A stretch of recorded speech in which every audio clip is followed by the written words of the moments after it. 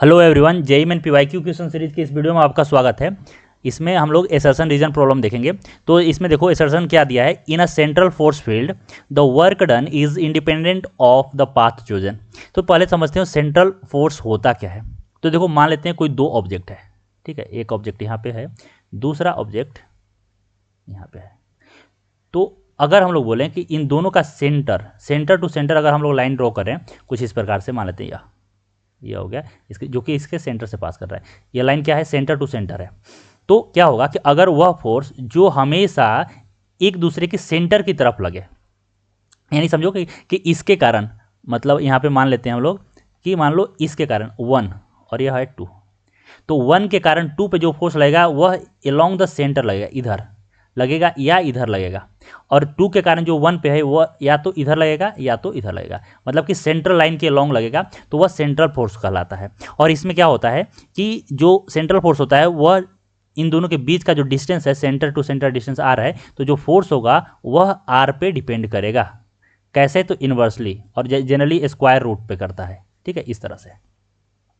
तो इस तरह के जो भी फोर्स होते हैं उसको हम लोग सेंट्रल फोर्स बोलते हैं। जनरली हम लोग दो फोर्स पढ़ते हैं यहाँ पे, एक देखो ग्रेविटेशनल फोर्स पढ़ेंगे, ठीक है, क्या तो पढ़ोगे -G m1m2/r², ठीक है, और डायरेक्शन क्या होगा, तो अलोंग द सेंटर होगा, ठीक है। दूसरा हम लोग इलेक्ट्रोस्टैटिक फोर्स भी पढ़े हैं, वह क्या पढ़े हैं, तो K(Q1Q2)/r², यह भी अलोंग द सेंटर ही होगा, ठीक है। तो ध्यान से देखो, तो क्या है कि जब भी फोर्स लग रहा है वह टुवार्ड्स द सेंटर लग रहा है, ठीक है, यानी कि सेंटर लाइन के अलोंग ही लग रहा है, ठीक है, या तो देखो सेंटर दूसरे के सेंटर की तरफ लग रहा है, वह अवे फ्रॉम द सेंटर है। दूसरा बात क्या है कि दोनों डिस्टेंस पे डिपेंड कर रहा है, तो यह दोनों क्या है, सेंट्रल फोर्स है। और सेंट्रल फोर्स हमेशा जो होता है वह कंजर्वेटिव इन नेचर होता है। क्या होता है, कंजर्वेटिव फोर्स होता है, कंजर्वेटिव फोर्स होता है। और जब भी हम लोग पोटेंशियल एनर्जी डिफाइन करते हैं तो वह सिर्फ कंजर्वेटिव फोर्स के लिए ही डिफाइन करते हैं। तो ध्यान से देखो, हम लोग 3 फोर्स पढ़ते हैं, एक ग्रेविटेशनल फोर्स, दूसरा इलेक्ट्रोस्टैटिक फोर्स, तीसरा स्प्रिंग फोर्स। और तीनों के लिए हम लोग पोटेंशियल एनर्जी भी पढ़ते हैं। ग्रेविटेशनल के लिए भी पढ़ते हैं ग्रेविटेशनल पोटेंशियल एनर्जी, जो आता है अपना इलेक्ट्रोस्टैटिक फोर्स उसके लिए भी पढ़ते हैं इलेक्ट्रिक पोटेंशियल एनर्जी, और तीसरा आता है स्प्रिंग फोर्स जो कि वह भी कंजर्वेटिव होता है, तो उसके लिए भी हम लोग पढ़ते हैं स्प्रिंग पोटेंशियल एनर्जी, ठीक है। तो कंजर्वेटिव फोर्स के लिए हम लोग पोटेंशियल एनर्जी डिफाइन करते हैं और बोलते भी हैं डिफिनेशन में कि work done by conservative force is equal to minus change in potential energy, ठीक है। अब समझो बात को कि हम लोग हमेशा कंजर्वेटिव फोर्स के लिए ही क्यों करते हैं, क्योंकि जो कंजर्वेटिव फोर्स के कारण वर्क डन आता है, ध्यान देखो यहाँ पे हम लोग क्या डिफाइन किए कि work done by conservative force is equal to change in potential energy. यानी मान लो कि कोई कंजर्वेटिव फोर्स है जिसके कारण हम लोग वर्क डन निकाल रहे हैं, एक पॉइंट मेरे पास यहाँ पे है और दूसरा यहाँ पे है, ठीक है। तो अब दूसरा पॉइंट बी है यहाँ पे, तो अगर मैं ए से बी जा रहा हूँ, चाहे इस पाथ को लेके जाऊँ, चाहे यहाँ से ऐसे निकल जाऊँ यहाँ पे, चाहे मैं ऐसे आके यहाँ से ऐसे जाऊँ, तो मेरा जो वर्क डन है वह इस पाथ पे डिपेंड नहीं करेगा। अगर मैं 1 से जा रहा हूँ, 2 से जा रहा हूँ और 3 से जा रहा हूँ, तो वर्क डन, अगर work done in 1 is equal to work done in 2 is equal to work done in 3 आएगा।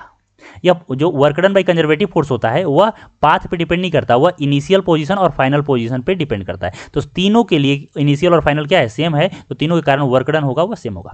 आप समझो जो पोटेंशियल एनर्जी है वो क्या है, work done by conservative force is equal to change in potential energy, negative change in. यानी ध्यान से सोचो, तो पोटेंशियल एनर्जी क्या दिखा रहा है, पोटेंशियल एनर्जी क्या दिखा रहा है, किसी एक पॉइंट का एनर्जी, ठीक है। और वह क्या है कि भाई कहीं से भी लाएं, इस पॉइंट का एनर्जी फिक्स हो गया है, और यह फिक्स तभी होगा जब फोर्स क्या हो, कंजर्वेटिव हो। क्योंकि कंजर्वेटिव मैं यहाँ से लाऊं, यहाँ से इधर से लाऊं, इधर से लाऊं, इधर से लाऊं, यहाँ पे एनर्जी फिक्स हो गया है कि इतना ही एनर्जी यहाँ पे होगा। समझ में आया कि नहीं है। और पोटेंशियल एनर्जी क्या होता है, energy stored inside the body by virtue of its position shape. तो अगर इस पोजीशन पे मैंने मार्क कर दिया कि यह पोजीशन बी है, तो इस पोजीशन का मार्क करते ही यहाँ का पोटेंशियल एनर्जी भी फिक्स हो गया।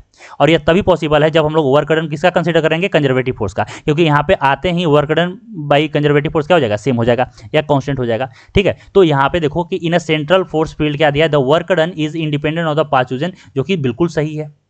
यहाँ पे हम लोग पढ़ लिए कि कंजर्वेटिव फोर्स क्या होता है, सेंट्रल फोर्स क्या होता है, कंजर्वेटिव फोर्स क्या होता है, कंजर्वेटिव फोर्स के कारण वर्क डन क्या होता है और उसका पोटेंशियल एनर्जी भी होता है। दूसरा क्या दिया, every force encountered in mechanics does not have and associated potential energy, बिल्कुल सही। पोटेंशियल एनर्जी कौन रखता है? तो सिर्फ और सिर्फ कंजर्वेटिव फोर्स ही रखता है। क्या फ्रिक्शन का कभी हम लोग पढ़े हैं क्या? फ्रिक्शन का कभी फ्रिक्शन पोटेंशियल एनर्जी पढ़े हैं क्या? नहीं पढ़े हैं। वहाँ पे एनर्जी का लॉस होता है। तो यहाँ से अगर हम लोग आए तो कुछ लॉस हो जाएगा, तो यहाँ पे आते आते जो एनर्जी होगा वो कम होगा।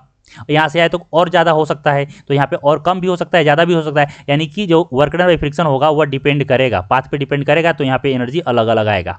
ठीक है, तो इसीलिए हम लोग बोलते हैं कि पोटेंशियल एनर्जी जो होता है वो नॉन कंजर्वेटिव फोर्स के लिए नहीं होता। ठीक है, तो यही लिखा है यहाँ पे, every force encountered in the mechanics does not have an associate potential energy. Potential energy किसका होता है? सिर्फ और सिर्फ कंजर्वेटिव फोर्स का होता है। नॉन कंजर्वेटिव यानी कि जैसे फ्रिक्शन, विस्कस फोर्स, सबके लिए नहीं होता है। तो यह भी स्टेटमेंट क्या है? बिल्कुल सही है। लेकिन यह क्या है? यह करेक्ट एक्सप्लेनेशन नहीं है इसका, क्योंकि इसका हम लोग बता दिए अभी कि वर्क डन बाय जो कंजर्वेटिव फोर्स होता है वो पाथ पे डिपेंड नहीं करता। इससे इसका कोई भी रिलेशन तो है, लेकिन यह करेक्ट एक्सप्लेनेशन नहीं है। तो जो आंसर होगा वो क्या होगा? इसका आंसर होगा B. Both A and R true, but R is not the correct explanation of A. ठीक है, तो आई होप आपको वीडियो समझ में आया हो। तो वीडियो अगर समझ में आया तो वीडियो को लाइक कीजिए, चैनल को सब्सक्राइब कीजिए। कुछ पूछना है तो कमेंट सेक्शन में मेंशन कीजिए, मैं रिप्लाई जरूर करूंगा। आज के लिए इतना ही, थैंक यू सो मच।